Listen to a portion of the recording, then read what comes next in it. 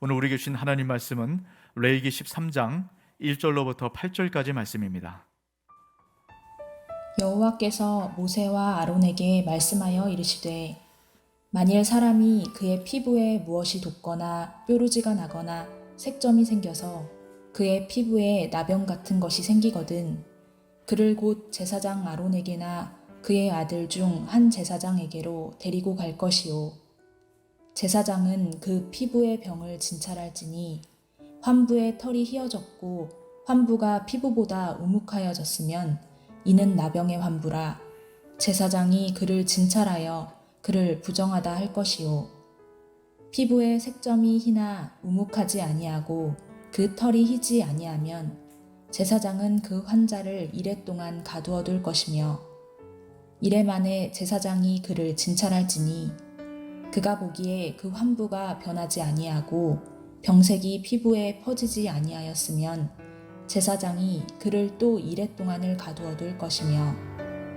이레 만에 제사장이 또 진찰할지니 그 환부가 엷어졌고 병색이 피부에 퍼지지 아니하였으면 피부병이라 제사장이 그를 정하다 할 것이요 그의 옷을 빨 것이라 그리하면 정하리라.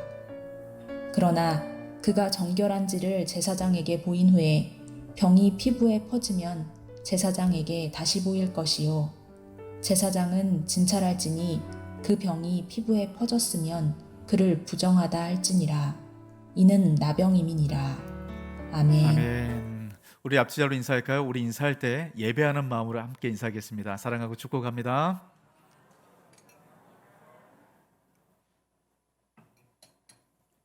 네, 우리 참 예배하는 마음으로 인사하니까 너무 좋죠? 네, 그렇게 여러분 좀 많이 좀 교제하시고 또 이 수평적인 예배를 또 함께 해주시길 부탁드리도록 하겠습니다. 우리가 지금 레위기 말씀 함께 나누고 있어요. 여러분 레위기 어떻습니까? 이제 레위기의 말씀이 좀 가깝게 다가오시나요?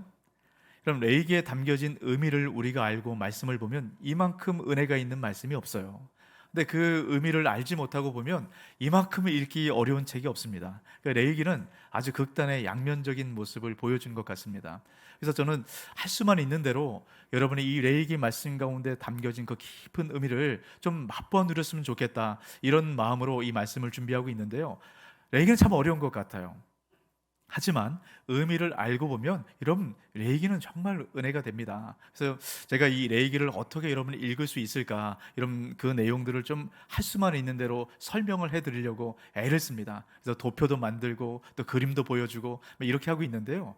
여러분 그렇게 레위기를 좀 잘 살펴보시고 오늘 말씀도 보면 여러분 그냥 읽으면 도대체 이게 우리랑 무슨 상관인가? 나병, 이 문둥병, 우리 전혀 이 시대에는 없는 질병인데 도대체 이걸 왜 우리가 읽어야 되나, 이런 생각이 들 수 있습니다. 근데 이 말씀 안에 정말 중요한 은혜가 있어요. 여러분 그것을 오늘 그 깊은 우물을 좀 맛보아 누리는 시간 되었으면 좋겠습니다. 자, 그래서 여러분 우리가 이제 레위기 중반 정도 지금 달려왔습니다. 그래서 전체가 좀 어떤 구조로 되어 있는가 한번 돌아보고 다시 한번 오늘 말씀을 보도록 할 텐데요. 자, 레위기는 이런 구조로 되어 있죠. 우리 그림 한번 보도록 할까요? 자, 이런 보시면 아유 복잡하다 이런 느낌이 들 수 있는데 전혀 복잡하지 않습니다. 자, 우리가 지금까지 레위기 1장부터 7장은 제사를 어떻게 드려야 되나, 5가지 제사의 규정들 이걸 살펴봤어요. 그리고 8장부터 10장에서는 그 제사를 집례하는 제사장의 역할이 뭔가, 이것을 함께 살펴봤습니다. 자, 그럼 1장부터 10장까지 핵심은 하나님 앞으로 나아가는 길이 뭔가, 이걸 보여주는 겁니다. 하나님 거룩하신 분이죠. 거룩하신 하나님 앞에 어떻게 나아갈 수 있는가, 거룩으로 나가는 길, 이게 핵심입니다. 그리고 11장부터 이제 마지막 27장까지는요, 이제 거룩한 하나님 앞에 나갔잖아요. 그러면 이 거룩을 계속적으로 유지할 수 있는 방법이 뭔가, 그래서 하나님과, 이 거룩한 하나님과 어떻게 동행하는 삶을 살아갈 수 있는가, 그것을 보여주는 것이 11장부터 27장까지의 말씀입니다. 그러니까 레위기의 핵심은 제가 거룩이라고 말씀을 드렸어요. 여러분 이 레위기를 볼 때는 지난주에 보여드렸던 이 도표를 꼭 기억하셔야 됩니다. 한번 보여드릴까요? 네, 여러분 이거 기억하시죠? 여러분 이걸 꼭 기억하시면서 레위기를 보세요. 그럼 레위기가 훨씬 쉽게 다가오게 됩니다. 거룩, 정결, 부정, 이 3가지가 있다라고 말씀을 드렸어요. 근데 여러분 이 거룩한 하나님과 부정한 사람은 절대로 만날 수 없습니다. 만나면 부정한 사람은 바로 죽는 거예요. 그래서 부정한 사람이 거룩한 하나님과 만나기 위해서는 정결해야 됩니다. 여러분, 우리 그리스도인의 목표는 거룩한 백성이에요. 정결한 백성이 아닙니다. 거룩한 백성으로 나가야 돼요. 그래서 이 레위기 말씀을 보면 늘 정결과 부정에 대해서 계속 얘기합니다. 여러분, 이것을 통해서 우리가 어떻게 정결할 수 있는가, 이것을 한번 살펴보아야 됩니다. 자, 특별히 11장부터 15장까지는 정결법에 대한 얘기입니다. 많은 정결과 부정에 대한 이야기가 나와요. 근데 이 내용을 보면 모호합니다. 도대체 어떤 기준으로 이렇게 나눠놨을까? 또 이해가 안 되기도 해요.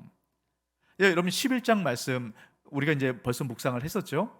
음식법에 대한 얘기인데요. 부정한 짐승과 정결한 짐승을 나눠 놓습니다. 부정한 짐승은 먹으면 안 돼요. 정결한 짐승은 먹어도 됩니다. 근데 이 부정한 짐승과 정결한 짐승, 이걸 도대체 어떻게 구분을 해놨을까? 굉장히 어렵습니다. 한번 예를 들어볼까요? 그럼 독수리는 정결한 짐승일까요? 부정한 짐승일까요? 애매하죠? 자, 우리가 생각하기에 이런 성경에서 나오는 독수리는 하나님을 상징할 때 많이 사용합니다. 이스라엘 백성들을 독수리 날개 여분 같이 인도하셨다, 이런 표현도 있고요. 독수리를 많이 좋은 것으로 사용해요. 근데 레위기 말씀에 보면 부정적인 짐승의 대표격이 독수리입니다. 근데 왜 독수리를 부정적인 짐승으로 여겨놨을까? 하나님께 사용하는 그런 짐승인데요. 여러분, 우리가 이것을 구분하는 여러 개의 기준이 있어요. 제가 몇 가지 말씀을 드릴 텐데요. 여러분, 이 기준에 따라서 레위기 말씀을 보면 레위기가 새롭게 다가오게 됩니다. 자, 여러분 잘 한번 들어보세요. 여러분, 첫 번째 관점은 보건 위생적인 관점으로 정결과 부정을 나누게 됩니다. 그러니까 정결한 짐승은 위생적인 짐승이다라고 생각을 하고요. 부정한 짐승은 비위생적인 겁니다. 예를 들면 이런 거예요. 소는 정결한 짐승입니다. 소는 정결하고 위생적이기 때문에 육회로 먹어도 괜찮아요. 근데 돼지는 부정한 짐승이에요. 돼지는 육회로 먹으면 안 됩니다. 몸에 해로우니까요. 그러니까 이런 기준으로 나누기도 해요. 또 제의적인 관점도 있습니다. 부정한 짐승은 이방 신들에게 드렸던 짐승이다. 그래서 이제 부정한 짐승으로 구분을 하기도 하고요. 또 상징적인 의미로 나누기도 합니다. 그러니까 정결한 짐승의 그 특징들을 갖고 상징적인 의미로 이스라엘 백성들이 취하는 겁니다. 정결한 짐승은 되새김질을 하는 짐승이거든요. 그러니까 이 되새김질하는 모습을 통해서 하나님의 말씀을 계속 되새김질하는 묵상을 해야 되겠다. 근데 이걸 생각하게 된다라는 거예요. 부정한 짐승은요. 그럼 독수리가 왜 부정한 짐승이 되냐면 독수리는 썩은 시체를 먹지 않습니까? 그러니까 이 모습을 보면서 독수리처럼 저렇게 부정한 것에 가까이 있으면 안 되겠다, 늘 생각하고 떠올리도록 하나님께서 그렇게 나눠주셨다, 이렇게 생각하기도 합니다. 또 창조 질서 표준설이란 게 있어요. 이것을 우리가 많이 생각을 하게 되는데요. 하나님께서 이 세상을 창조하셨지 않습니까? 하늘과 땅과 바다를 다 창조하셨어요. 그리고 각 영역마다 짐승들을 두었습니다. 그러니까 각 영역 안에 속해서 있는 짐승들은 정결한 거예요. 질서 안에서 살아가니까요. 근데 이 질서를 깨는 짐승들이 있습니다. 예를 들면 육지에서 사는 짐승은 육지만 살아야 되는데 육지에도 있다가 물속에도 있다가 왔다 갔다 하는 그 짐승들이 있죠. 이런 건 부정하다는 겁니다. 개구리처럼. 개구리는 육지에도 있고 물에도 있죠.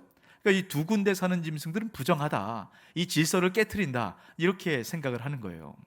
그리고 이제 마지막, 생명과 죽음과 연관됐다라고 얘기를 합니다. 정결한 짐승은 생명과 연관이 되고요, 부정한 짐승은 죽음과 연관이 된다. 여러분, 이것이 완벽하지는 않지만 가장 전체를 아우를 수 있는 이런 그런 방법이에요.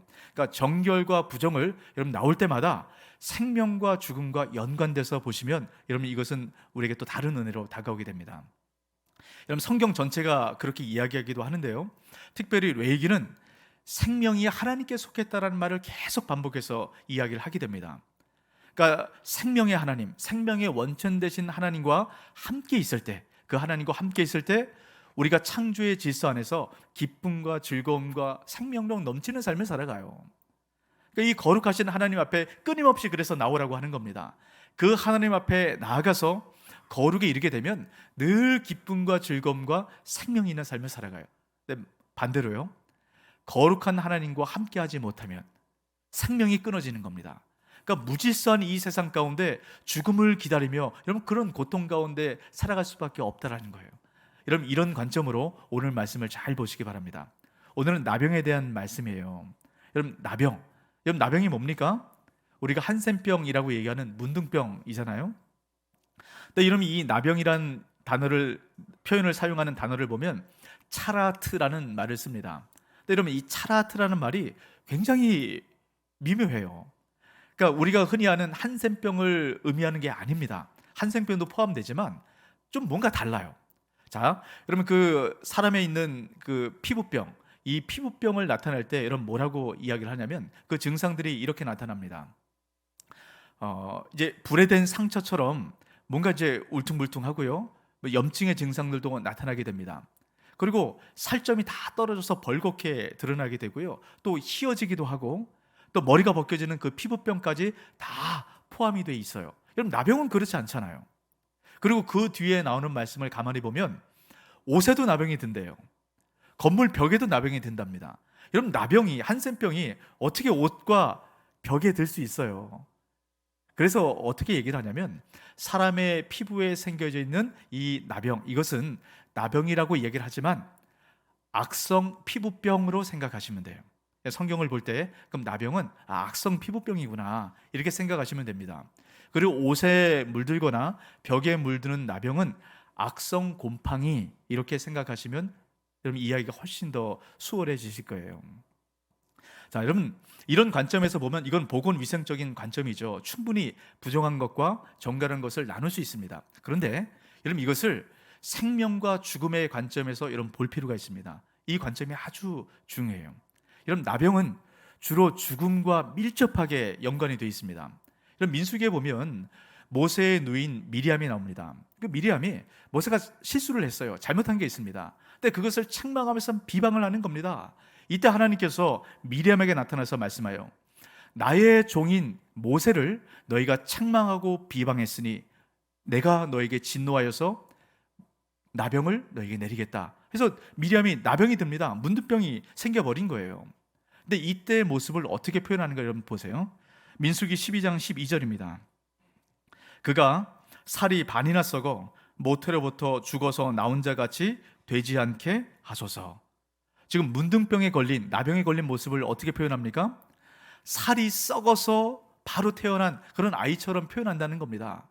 그러니까 이 문둥병의 겉으로 드러나는 이 모습을 가만히 보면 살이 다 썩어서 여러분 죽은 사람들 부패하잖아요.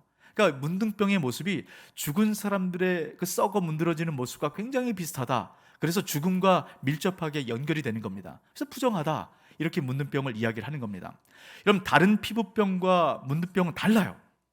문둥병만 부정하다라고 여기는 겁니다. 피부병은 부정하다고 여기지 않거든요. 그것은 외면에서 드러나는 죽음과 아주 밀접하게 보이는 그런 외형적인 모습 때문입니다.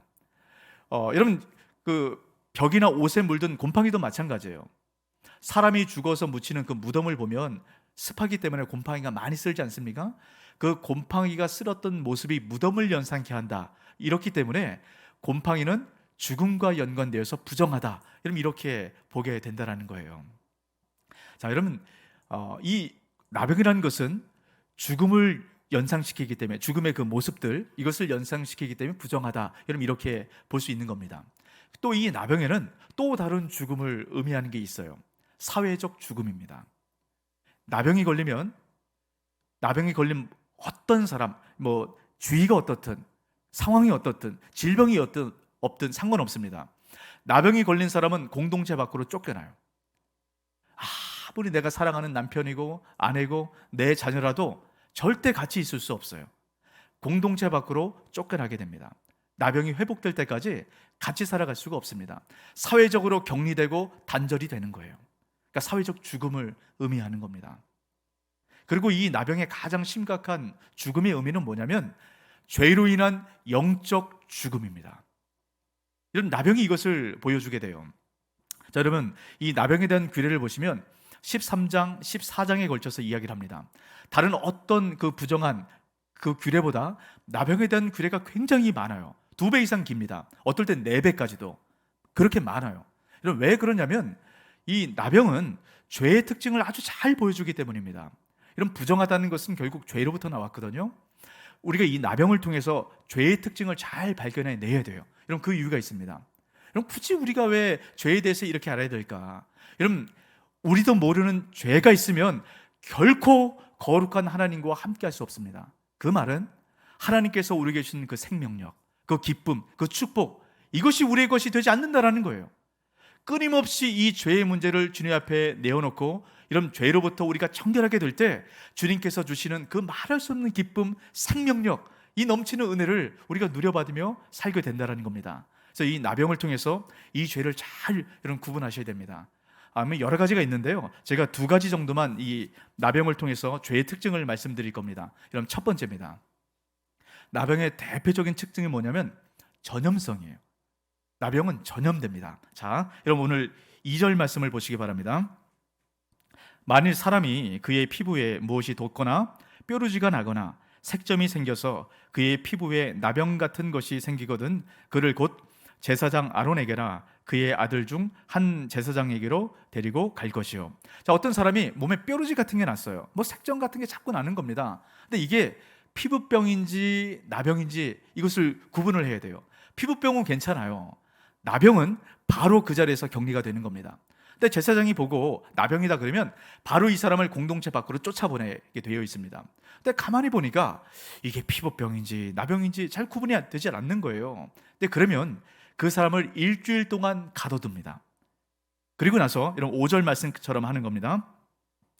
이래 만에 제사장이 그를 진찰할지니 그가 보기에 그 환부가 변하지 아니하고 병색이 피부에 퍼지지 아니하였으면, 이 말씀을 잘 보세요. 퍼지지 아니하였으면 제사장이 또 그를 이래 동안 가둬둘 것이며. 자, 7일째 가만히 보니까 피부에 퍼지지 않은 겁니다. 그대로 있는 거예요. 그러면 일주일을 또 가둬둬요. 그러니까 총 14일이 되었을 때 제사장이 보고 퍼지지 않으면 이건 피부병이다 하고 괜찮다라고 생각을 합니다. 근데 반대로요. 자, 8절입니다. 제사장은 진찰할지니 그 병이 피부에 퍼졌으면 그를 부정하다 할지니라 이는 나병입니다. 자, 여러분, 나병과 피부병의 구별법, 여러분 어떤 것인지 느껴지세요? 예, 퍼지는지 퍼지지 않는지에 달려 있어요. 나병은 퍼지는 겁니다. 확장되고 전염이 되는 거예요. 이 나병은 굉장한 전염성의 질병을 이야기를 합니다. 여러분, 이 나병이 걸리면 내 온몸에 확장이 될 뿐만 아니라 내 가족과 공동체 전체에 확장을 해요. 여러분, 코로나19를 생각해 보세요.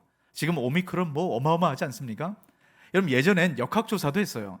지금 역학조사도 못해요. 언제 어떻게 생길지 모르니까요. 식당에 앉아서 내 옆에 있는 사람이 바이러스가 있으면 그게 그대로 오는 것 아닙니까? 근데 여러분, 나병으로 인한 부정은 더 심각합니다. 여러분, 성경에 보면 나병에 걸린 환자가 앉았던 자리에 앉지요. 그럼 그 사람 바로 부정해지는 겁니다. 여러분, 나병에 걸렸던 사람이 이걸 만져요. 이 옆에 똑같이 만집니다. 그럼 똑같이 부정해지는 거예요. 여러분, 누가 거기에 앉았는지 어떻게 알아요? 그러니까 이 나병의 전염성은 여러분 굉장한 겁니다. 왜 성경에서 나병을 이렇게 부정하다 한지 여러분 아시겠어요? 죄가 그래요, 죄가. 여러분, 죄는 아주 작은 뾰루지처럼 시작되는 것 같습니다. 이 정도쯤이야. 이렇게 죄가 시작을 해요. 그런데 이 죄가 결국은 확장을 합니다. 날 전체를 잡아먹어요. 그리고 이 죄가 나뿐만 아니라 내 주변에 있는 사람들에게 다 영향을 미칩니다. 여러분, 이 죄는 그래서 심각한 거예요. 근데 여러분, 이 죄를 철저하게 검사를 해야 되지만 아주 신중해야 됩니다. 어떻게 해야 된다고요? 신중해야 된다고요. 여러분, 왜 그런 줄 아세요? 자, 그러면 이 나병을 제가 지금 죄랑 연관시키고 있어요. 근데 이 나병에 걸렸던 사람을 보면 여러분, 일주일씩 2번이나 걸쳐서 진찰을 합니다. 왜 그러냐면 피부병이 있는 사람인데 이것을 제사장이 나병이라고 여겨지면 이 사람은 억울하게 밖으로 쫓겨나가는 것 아닙니까? 그러면 억울한 이 죽음 같은 삶을 살아가게 되는 겁니다. 그래서 아주 철저하고 신중하게 분별을 해야 돼요. 우리도 마찬가지입니다. 여러분, 우리 안에 연약함으로 인해서 나타나는 실수가 있어요. 그리고 죄의 문제가 있습니다. 이것을 잘 분별하셔야 돼요. 연약함으로 나타나는 이 실수를 죄로 여기면 우린 날마다 이 죄책감에 눌려 살아갑니다. 그러니까 늘 불안하고 늘 우울한 삶을 살아가는 거예요. 연약함과 죄는 다릅니다. 이것을 잘 구별하셔야 돼요. 자, 에베소서 4장 26절 말씀 우리 같이 한번 읽어볼까요?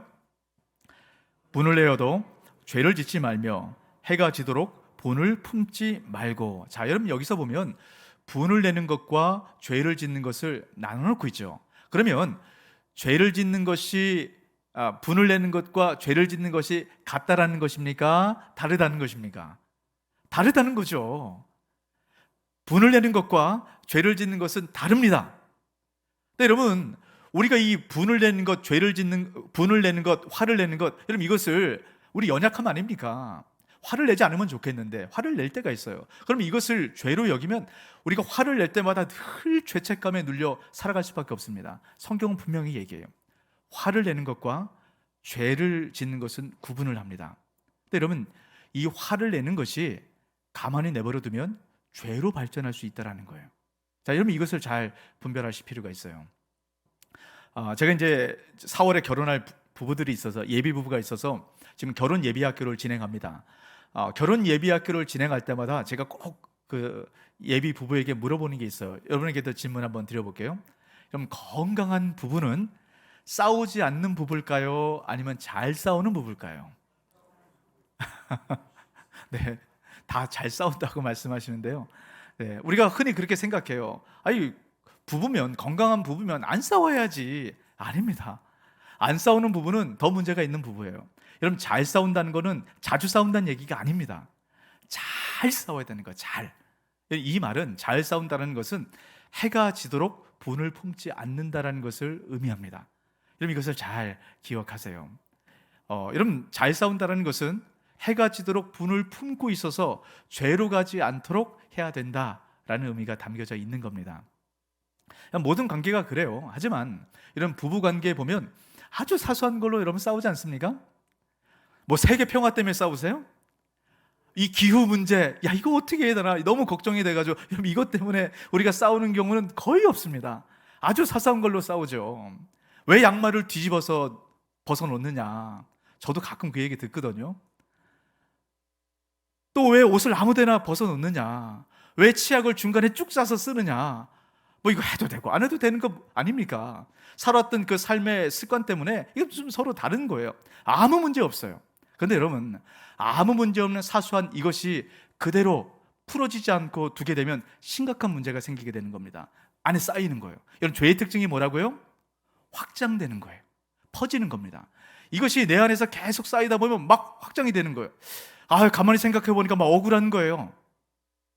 내가 결혼 초부터 맨날 이 얘기를 듣고 살아왔는데 뭐 그것이 이제 꼬리를 물기 시작하니까 결혼 초기에 시댁에서 당했던 막 그게 막 떠오르는 겁니다.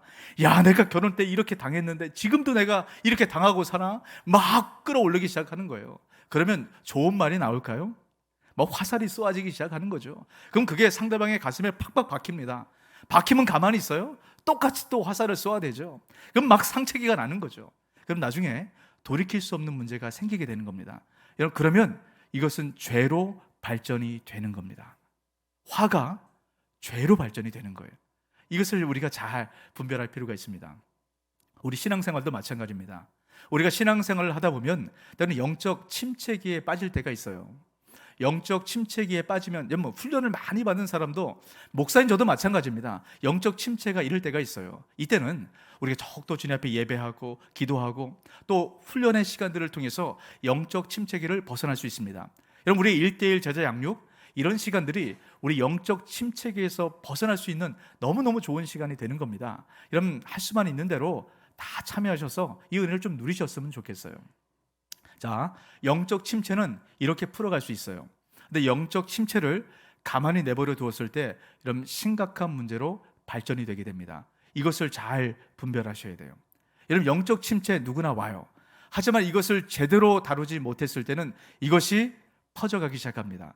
여러분, 그래서 죄가 되는 거예요. 자, 여러분, 영적 침체와 죄에 어떤 차이점이 있을까요?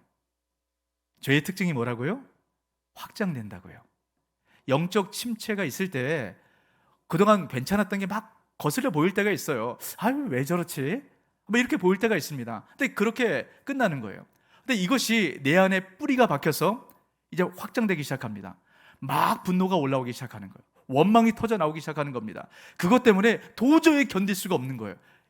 이렇게 되었을 때 여러분 잘 보셔야 돼요. 이게 지금 죄로 가고 있다는 사인입니다. 그리고 이것이 완전히 죄로 가는 건 어떤 증상이 나타나는 줄 아세요?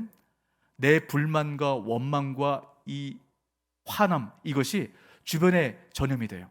다른 사람들에게 막 얘기하고 다니는 겁니다. 그리고 다른 사람들에게 그 불평과 원망이 그대로 전염이 돼요. 그래서 막 무리를 일으켜서 막 불만을 터뜨리고 이 죄로 인한 이 원망과 불만이 가득 채워지기 시작합니다. 성경은 이것을 죄라고 여깁니다. 연약함은, 우리 영적 침체는 훈련으로 회복돼요. 죄는 그렇게 다뤄서는 안 됩니다. 이것이 죄로 발전되면 여러분 제사의 과정을 거쳐야 돼요. 제사는 어떤 과정을 거칩니까? 죽어야 됩니다. 피부를 벗겨내야 돼요. 온몸을 조각조각 내야 됩니다. 그 안에 있는 모든 기름들을 다 끄집어내고 완전히 불태워서 드리는 이 과정을 거쳐야 돼요. 다시 말하면 우리 안에 죄가 들어와서 이 죄의 습성이 우리 안에 뿌리를 박으면 여러분 철저하게 죄를 다루어야만 이 죄로부터 벗어날 수 있게 된다는 겁니다. 여러분 우리 안에 있었던 그 아주 사소한 문제, 여러분 이것이 죄로 발전되지 않도록 늘 우리 삶을 점검하고 돌아보고 온갖 확장되기 시작할 때 여러분 여기서 끊어내는 그 은혜를 경험하는 저 여러분 되시길 주의 이름으로 축복합니다. 이걸 가만히 내버려두면 어떻게 되는지 아세요? 나병의 두 번째 특징으로 발전되게 됩니다. 자, 여러분 두 번째 특징은 뭐냐면 무감각입니다. 자, 10절 말씀을 여러분 보시기 바랍니다. 제사장은 진찰할지니 피부에 흰 점이 돋고 털이 휘어지고 거기 생살이 생겼으면, 자, 이것은 그 피부에 오랜 나병이라 라고 이야기를 합니다. 자, 오랜 나병의 특징이 어떻다고요? 흰 점이 돋고 털이 휘어지고 거기 생살이 생겼으면 이라고 이야기를 해요. 자, 여기 생살이란 표현이 개역 한글 성경에는 난육이라고 표현을 하고 있어요. 여러분 난육, 이 말은 썩어 문드러진 살을 의미합니다. 오래된 문둥병은, 나병은 썩어 문드러지는 살이 생기는 거예요. 그럼 이것은 우리가 알고 있는 한센병과 굉장히 증상이 비슷하죠. 여러분 한센병이 왜 썩어 문드러집니까? 한센병은 피부에 감각이 없어집니다. 그러니까 상처가 나도요, 상처가 난지 몰라요. 그러니까 이게 골마버리는 겁니다. 그러니까 나중에 썩어서 문드러지는 그런 현상이 생기는 거예요. 죄도 마찬가지입니다. 아주 사소한 죄, 이것을 방치해두면 그것이 우리 삶 가운데 감각을 무뎌지게 만들어서 결국 썩어 문드러지는 그런 모습으로 바꿔버리게 되는 거예요. 여러분 이렇게 됐을 때 심각한 문제가 생깁니다. 여러분 예수님께서 바리새인들에게 이런 말씀을 하세요. 마태복음 11장 17절 말씀 우리 같이 한번 읽습니다. 이르되 우리가 너희를 향하여 피리를 불어도 너희가 춤추지 않고 우리가 슬피 울어도 너희가 가슴을 치지 아니하였다 함과 같도다. 여러분 예수님께서 복음의 말씀을 전하고 기쁨의 소식을 전하는데 이런 바리새인들은 기뻐하지 않는다라는 겁니다. 오히려 그렇게 말씀을 전하는 예수님을 책망하고 예수님을 죽이는 그런 일들 가운데 참여했다라는 거예요. 여러분 예수님께서 바리새인들에게 죄를 지적하십니다. 너희들이 죄로부터 돌이켜라. 왜 죄를 지적하십니까? 죄가 있으면 죽거든요. 거룩한 하나님과 함께하지 못하거든요. 거룩한 하나님과 함께하지 못하면 그 생명력, 그 하나님의 은혜, 하나님의 자녀의 특권 누리고 살아가지 못하거든요. 그래서 주님께서 죄를 책망하십니다. 근데 죄를 책망해도 느낌이 없는 거예요. 왜 그렇습니까? 묻혀져 있기 때문에. 우리 모습 한번 돌아볼까요? 우리가 지금 레위기 말씀을 나누고 있습니다. 이 말씀을 통해서 주님께서 온몸을 찢으시면서 우리를 위해서 내주셨다는 이 사랑의 말씀, 주님께서 이 세상의 그 어떤 것보다 그 모든 것을 생명까지 내어주시면서 그 예수님을 주신 그 하나님께서 그 모든 것을 우리에게 주시지 않겠느냐, 이 말씀을 우리에게 주셔도 느껴지지 않는 거예요. 마음에 와닿지 않는 겁니다. 여러분 만약에 그렇다면 우리 모습을 잘 돌아봐야 돼요. 우리가 무뎌져 있지 않는가? 오늘 이 제사장, 이 나병의 말씀을 통해서 우리에게 죄에 대해서 주님께서 말씀을 하십니다. 이 말씀이 무감각하게 들리는 거예요. 나랑 상관없는 얘기처럼 들리는 겁니다. 지루한 얘기처럼 들리는 거예요. 그렇다면 우리의 영적 상태를 잘 돌아보셔야 됩니다. 내가 무뎌져 있지 않는가? 무뎌져 있으면 그 살아계신 주님께서 나에게 말씀하시고 나에게 찾아오셔도 그 은혜가 내 것이 되지 않아요. 여러분, 왜 이 죄에 대한 얘기를 우리가 들어야 됩니까? 죄가 있으면 하나님과 함께하지 못하거든요. 그러면 주님께서 우리에게 생명을 주시고 우리 인생을 책임지신다고 하시는 이 말씀이 우리께 되지 않는 거예요. 오늘 이 말씀을 통해서 혹시나 무뎌져 있었던 우리 영적 감각이 있다면 주의 풍성한 은혜로 말미암아 회복되는 은혜를 경험하시길 주의 이름으로 축복합니다. 여러분, 그래야 기쁨이 넘치는 삶을 살아요. 그래야 그 거룩하신 하나님 앞에서 여러분 이 세상의 어떤 것과 상관없는 그런 즐거움의 삶을 살아가게 되는 겁니다. 어떻게 해야 될까? 여러분, 이것을 레위기 말씀을 통해서 우리에게 분명하게 말씀합니다. 이 죄가 우리 삶을 집어삼키지 않는 아주 중요한 방법이 있어요. 자, 여러분 12절, 13절 말씀을 보시기 바랍니다. 제사장이 보기에 나병이 그 피부에 크게 발생하였으되 그 환자의 머리부터 발끝까지 퍼졌으면 그는 진찰할 것이요 나병이 과연 그의 전신에 퍼졌으면 그 환자를 정하다 할지니 다 희어진 자인즉 정하거니와. 여러분, 이 말씀은 어떠세요? 이해가 되십니까? 전 처음에 이 말씀 봤을 때 이해가 안 되는 거예요. 나병이 전체에 퍼졌는데 이걸 왜 정하다고 얘기를 합니까? 나병이 더 퍼졌는데. 여러분, 이 말씀을 잘 보세요. 속에 감춰져 있었던 나병이 이젠 겉으로 다 드러난 겁니다. 그래서 이젠 나병의 모든 것들이 다 회복이 된 거예요. 여러분, 이것을 통해서 죄가 회복되는 특징을 잘 찾아내셔야 됩니다. 죄는 감춰져 있으면 우리 삶을 갉아먹습니다. 그래서 늘 끊임없이 죄책감 가운데 살아가게 되는 거예요. 하지만 이 죄가 드러났을 때, 죄가 빛 가운데 드러났을 때 우리는 완전히 죄로부터 자유하는 삶을 살아갈 수 있게 되는 겁니다. 자, 요한복음 1장 5절 말씀, 표준 세번역으로 이렇게 말씀하죠. 그 빛이 어둠 속에 비치니 어둠이 그 빛을 이기지 못하였다.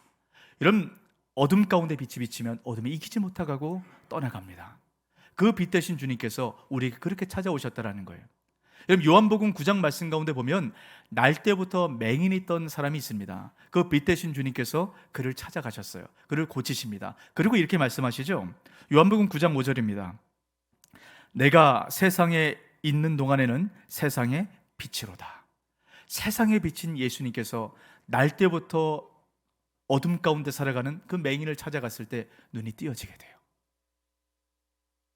그 주님께서 오늘 저와 여러분을 찾아오십니다.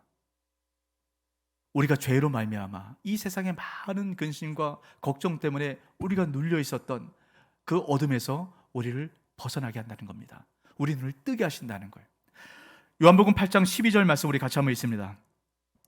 예수께서 또 말씀하여 이르시되 나는 세상의 빛이니 나를 따르는 자는 어둠에 다니지 아니하고 생명의 빛을 얻으리라. 여러분, 예수님께서 세상의 빛으로 오신 이유입니다. 여러분, 주님께서, 그 거룩하신 주님께서 왜 우리에게 오셨을까요? 그 빛으로 말미암아 우리 안에 있었던 모든 어둠으로부터 벗어나고 참된 그 생명의 빛 안에 거할 수 있도록 하나님께서 우리에게 은혜를 베풀어 주시는 겁니다. 여러분, 이 세상의 빛, 이 빛이 비쳤을 때 우리 삶이 달라지게 되는 거예요. 우리가 지금 겨울이 지나가고 봄이 오고 있지 않습니까? 이런 봄에 따뜻한 햇살이 비춰지면, 이런 어제도 눈이 왔었는데요, 이런 따뜻한 햇살이 비춰지면 얼었던 모든 것이 녹아내려지게 되어 있습니다. 세상에 비친 예수 그리스도의 빛이 우리 가운데 비춰지면 죄로 말미암아, 어둠으로 말미암아 눌려 있었던 모든 굳어진 마음이 녹아내려가기 시작해요. 그리고 그 빛이 비춰지게 되면 그 안에 있었던 그 생명이 움트기 시작합니다. 그 모든 소생케 되는, 그래서 풍성한 열매를 맺게 되는 그 생명의 계절을 우리가 맛보아 누리게 되는 거예요. 어떻게 할 때요? 세상에 비친 예수 그리스도의 빛이 우리 가운데 비춰질 때, 주님께서 우리에게 그렇게 말씀하셨던 그 하나님과 함께 하셨을 때의 그 생명력 넘치는 바로 그 삶, 그 삶을 누려받게 되는 것입니다. 주님께서 오늘도 이 예배를 통해서 그 생명에 비친 주님께서 그 빛을 우리 각 심령마다 비춰주고 계십니다. 여러분, 그 빛을 가슴 깊이 받아들이시기 바랍니다. 여러분 그럴 때 우리 안에 있었던 근심, 걱정, 염려 이거로부터 우리가 자유하며 기뻐하는 삶을 살아갈 수 있게 됩니다. 저는 여러분이 그 생명의 빛 안에서 날마다 기뻐하고 역동성 있는 이런 그런 삶을 살아가게 되시길 주의 이름으로 축복합니다. 이런 삶 살았으면 좋겠어요. 오늘 말씀을 다시 한번 기억하시고, 여러분 주님의 마음, 여러분 왜 이 죄에 대한 얘기 여러분 듣고 싶지 않잖아요. 왜 이렇게 말씀하실까요? 주님께서 이렇게 애절하게 하는 말씀, 여러분 이 죄의 문제로부터 벗어나야만 그 기쁨과 감격 가운데 살아갑니다. 그렇지 않으면 늘 예수 그리스도의 자녀지만 희망이 없는 삶, 고통당하는 삶, 재미없는 삶, 이런 삶을 살아가게 되는 것입니다. 다시 한번 이 말씀 앞에, 그 빛 앞에 여러분 비춰주셔서 참된 하나님의 백성으로 살아가는 저와 여러분 되시길 주의 이름으로 축복합니다. 아멘. 여러분 이 말씀 기억하시고 우리가 함께 찬양하며 기도했으면 좋겠습니다.